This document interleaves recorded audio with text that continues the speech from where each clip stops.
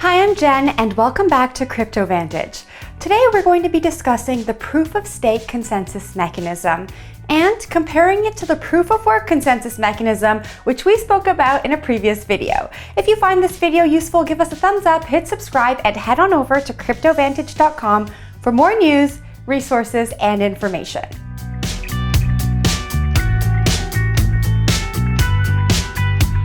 As we recently discussed, proof of work is a consensus mechanism used by a number of networks, including Bitcoin, Ethereum 1.0, Litecoin, and Bitcoin Cash. With the proof of work consensus, miners compete against each other to solve a mathematical puzzle. Generally, this requires specialized equipment and uses a large amount of energy. This has led to criticism of the networks that use proof of work, as mining involves a lot of power and therefore has a negative impact on the environment. Enter proof of stake.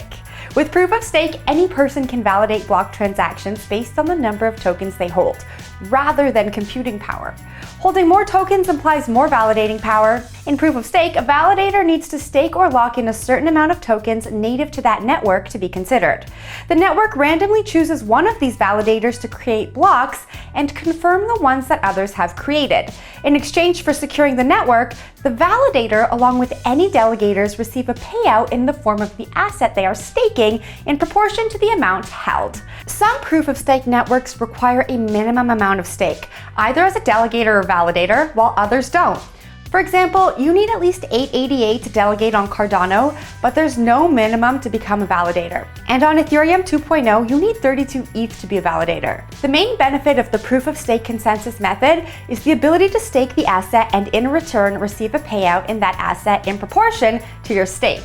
For most users, this means they're going to delegate their stake to a validator or stake pool operator rather than learn the technicalities and buy the hardware necessary to run a pool. Staking is a great way to earn a high yearly interest return on your assets, while many pay out 5% a year.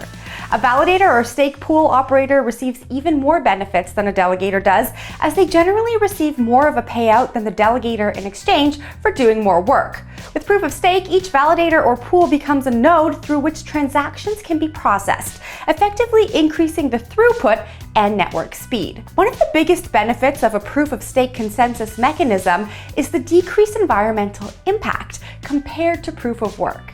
It takes much less processing power to validate transactions, meaning that for a chain with many transactions, like NFT sales, a proof of stake consensus mechanism is much more efficient for cost and speed. While staking and validating on a proof-of-stake network can be beneficial, it's important to keep in mind that many networks require a minimum stake for delegators and for validators.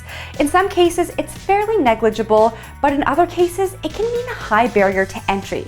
For example, like I said earlier, you need 32 ETH to be a validator on Ethereum 2.0.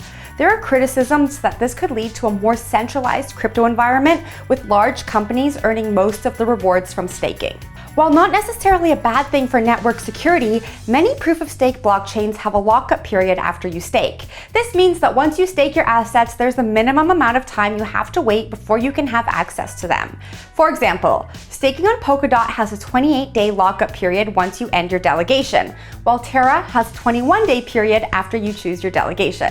If you choose an untrustworthy validator, it can be bad for you as a delegator. Depending on the protocol, you can lose rewards or even your staked assets if the validator is not online, fails to properly validate, or is involved in collusion. While not meant to discourage anybody from buying into cryptocurrency that uses proof of stake, it's a little less secure than one that uses proof of work. This is because it takes much less power to affect the network. However, it's still extremely expensive to attempt an attack on a proof of stake network, so while it may be less secure, it's still pretty safe. And there you have it, a brief overview of the proof-of-stake consensus mechanism.